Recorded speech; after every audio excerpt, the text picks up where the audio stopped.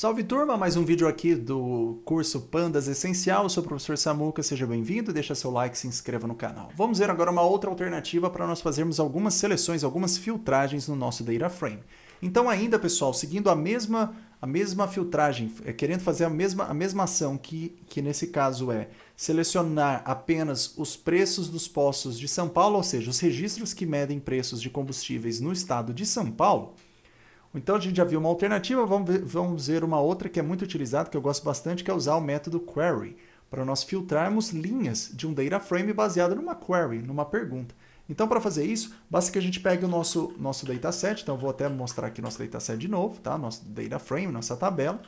Então a gente usa no nosso data frame o método query, onde nós vamos passar uma pergunta. Daí você tem que abrir uma string aqui e você vai fazer essa pergunta a partir daqui. Então eu quero fazer uma pergunta, olha, retorna para mim uma busca, tá? De todos os registros cujo o estado, então eu estou colocando aqui a label da coluna, o estado seja igual a qual valor que a gente quer, seja igual exatamente a São Paulo sem acento, né? Que é isso aqui. Seja igual a São Paulo, mas note que São Paulo é uma string. Então eu vou colocar aqui entre aspas duplas e já vou mostrar para vocês com calma um pouquinho do que significa isso, tá? Alguns detalhes. Mas só para executar isso aqui, a gente está fazendo uma busca filtrando apenas as linhas, né? Apenas as observações cujo estado, o valor do estado seja São Paulo. Então fazendo isso, a gente tem exatamente as 4.263 linhas que nós temos aqui numa outra maneira de fazer essa filtragem. Agora uns detalhes mais técnicos. Note que para você fazer essa pergunta, você tem que passar uma string. No Python, você pode declarar uma string ou com duas aspas simples, ou você passa um par de aspas duplas. Então, nesse caso, eu passei aspas simples, tá? Então, eu abri a minha pergunta aqui com aspas simples, é isso que eu fiz. Então, a partir daqui, eu vou colocar minha busca, minha pergunta aqui. Depois, eu coloquei o nome da coluna, né? O rótulo da coluna que eu quero fazer a pergunta, e aqui eu não coloquei nem nada de aspas, é o nome mesmo como tem que ser. Daí eu coloco o igual para fazer a comparação, e assim como várias outras linguagens de programação, a gente coloca o igual para comparar se o valor é igual. E agora eu tenho que passar um valor que será comparado para essa coluna. Como eu quero comparar cada um dos valores dessa coluna aqui com uma string, que no caso é São Paulo, e eu quero usar uma string dentro de outra, porque veja, a gente tem a string aqui que refere-se à nossa pergunta, à nossa consulta, e eu preciso fazer uma comparação com uma outra string. Por isso, para não ter problema de abre e fecha as strings erradas, né? Porque se eu colocasse assim, por exemplo, aspas simples, se eu colocasse, ó, olha como que ficaria. Se eu colocasse dessa maneira, essa aspas aqui, ó, eu tentando falar, eu quero fazer a comparação com esse São Paulo, né? Que é uma string. Se eu colocasse essa aspas simples igualzinha a essa aspas simples que eu tenho aqui, esse primeiro par aqui fecharia, né? De aspas fecharia. São Paulo ficaria solta, esse texto aqui, e depois abriria e fecharia uma outra string aqui. Então, para esse caso em específico, eu tenho que, se eu quiser comparar uma string dentro de outra string, eu tenho que usar as aspas diferentes, tá? Então, se eu abrir aqui com aspas simples, ou a string mais de fora, o que eu for usar de string dentro para fazer a comparação, eu tenho que colocar aspas duplas e vice-versa. Então, aqui nesse caso, para cada valor, né, para cada uma das linhas na coluna estado, eu vou comparar se é igual a São Paulo. Se for, a gente seleciona, retorna essas linhas, né, essa linha na filtragem, no resultado da filtragem. Assim a gente tem a mesma coisa. Mas note, pessoal, que tudo isso aqui que nós estamos fazendo retorna para nós uma cópia, um novo dataset para nós com essa filtragem.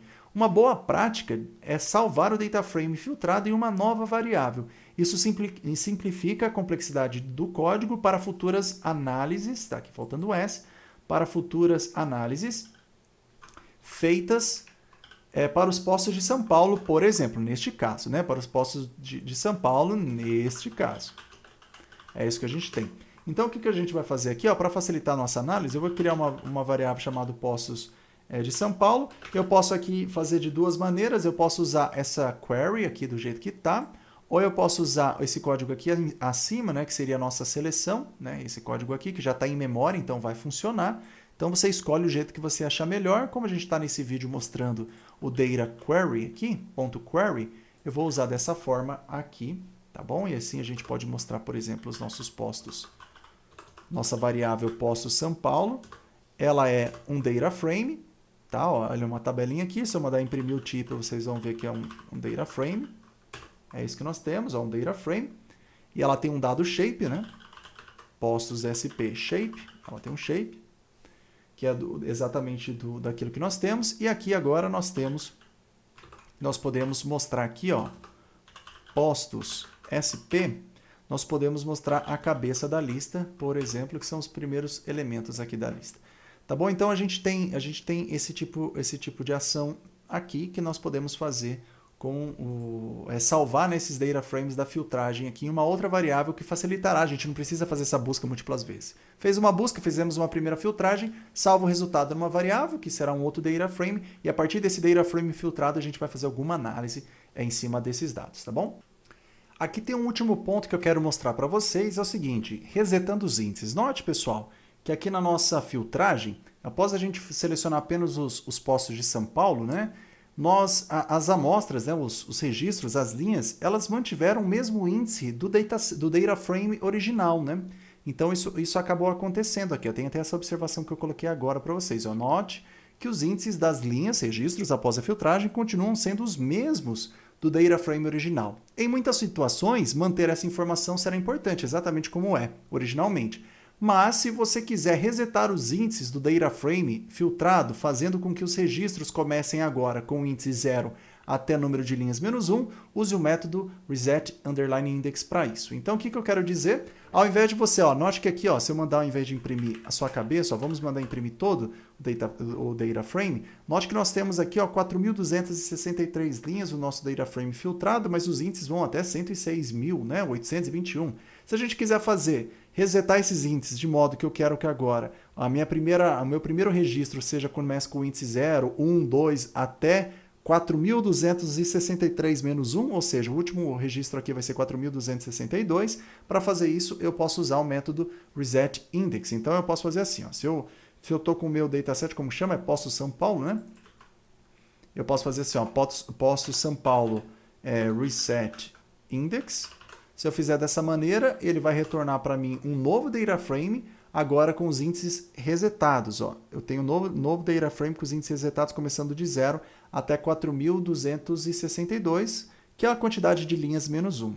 Só que note que aqui automaticamente ele criou uma nova coluna para nós fazendo isso. Ele criou uma nova coluna chamada index, que contém os índices antigos, né, que são os índices originais de cada um desses registros, cada uma dessas observações. Caso essa informação ainda assim não seja relevante para você, o que você pode fazer é passar aqui, ó, deixa eu fazer aqui, ó, você pode passar um parâmetro chamado drop, e você acha que é drop, deixa eu ver aqui a documentação, é o drop, ó, você pode fazer aqui o drop, e você coloca true. Fazendo isso, ó, ele reseta os índices e ele drop, ele joga fora, ele tira fora aquela coluna índices que foi criada, tá? Você pode fazer dessa maneira aqui. Tá bom? Então a gente tem a situação, se você olhar aqui, ó, dei uma vírgula e coloquei Shift Tab para ver a assinatura, note que isso aqui está retornando uma cópia, a gente poderia colocar in place para fazer a mudança, né, desses índices propriamente aqui na nossa tabela, né, porque aqui está retornando uma cópia. Então deixa eu fazer aqui embaixo, porque ó, se eu mostrar aqui, ó, não foi alterado, ó, postos São Paulo ainda não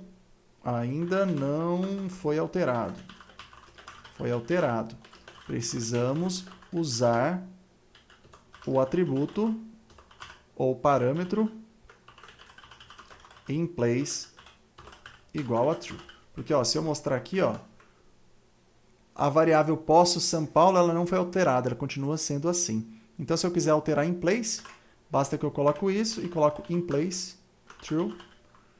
Isso aqui vai dar certo. Se eu mostrar aqui postos São Paulo, isso aqui ele vai ter feito então reset index, não considerou a coluna, né, com os índices originais e fez a alteração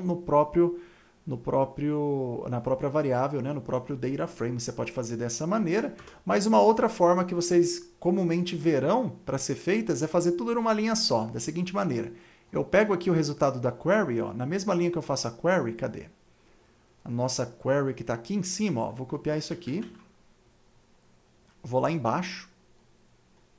Então, uma outra alternativa, a alternativa muito comum é fazer dessa maneira aqui, ó.